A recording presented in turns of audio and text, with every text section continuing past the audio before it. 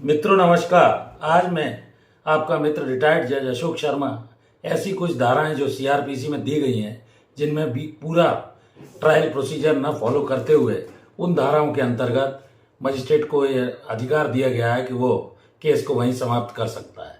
धाराएं इंपॉर्टेंट हैं, जान लीजिए, आपको ये प्रोसीजर जानना ही चाहिए। तो अब विषय पर आता हूँ। In CrPC disposal of cases without trial, अर्थात चार्ज और ट्रायल ये सब प्रोसीजर न फॉलो करते हुए मजिस्ट्रेट चाहे तो इन धाराओं के अंतर्गत, जैसे धारा 468 है, इसमें लिमिटेशन अगर टाइम बार्ड है केस तो आप लगा सकते हैं, वहीं खत्म कर सकते हैं। धारा 320 है जिसमें कंपाउंडिंग ऑफ ऑफेंसेज है। धारा 239 है, धारा 306 है, धारा 307 है, धारा 249 है, धारा 321 है, विड्रॉल ऑफ प्रोसिक्यूशन है, धारा 258 है, दाखिल दफ्तर जिसे कहा जाता है, धारा 257 है, धारा 300 है, पर्सन्स वंस कन्विक्टेड और acquitted to be not to be tried for same offence, और इसके बाद अवेटमेंट है डेथ ऑफ द एक्यूज्ड हो जाने पर।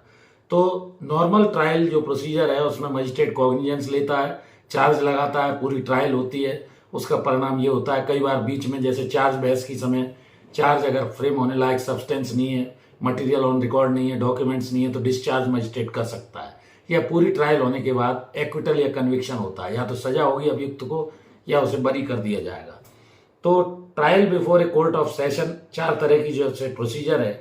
Trial of warrant case by magistrate, trial of summons cases bye magistrate, और चौथा है समरी ट्रायल।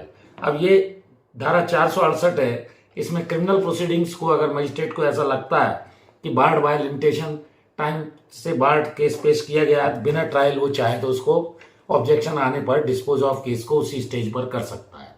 इसके बाद धारा 249 सीआरपीसी है, वारंट केस है, कंप्लेनेंट की एब्सेंस में मजिस्ट्रेट चाहे तो उस केस को समाप्त कर सकता है। नेक्स्ट धारा 173 है, चालान पुटअप हुआ, डॉक्यूमेंट सबमिट हुए, चार्जेस जो भी हैं वो ग्राउंडलेस है, कोई आधार नहीं बनता है, तो मजिस्ट्रेट चाहे तो उन्मोचित या डिस्चार्ज उसको बिफोर फ्रेमिंग दी चार्ज कर सकता है। इसका प्रभाव एक्विटल होता है। नेक्स्ट है discharge of accuse by magistrate.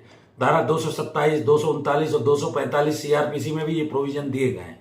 Warrant case instituted upon A complainant कि इसमें अगर कंप्लेंट एब्सेंट रहता है तो मजिस्ट्रेट चाहे तो उसे मजिस्ट्रेट मैनेज डिस्क्रिशन समाप्त कर सकता है केस को।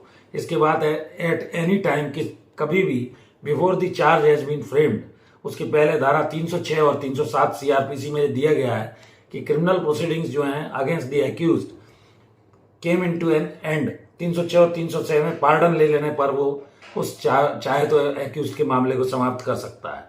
फिर कुछ केसेस हैं जो without permission of the court हैं, कुछ with the permission of the court हैं, जो कंप्रोमाइज या राजीनामे में निपटाए जा सकते हैं।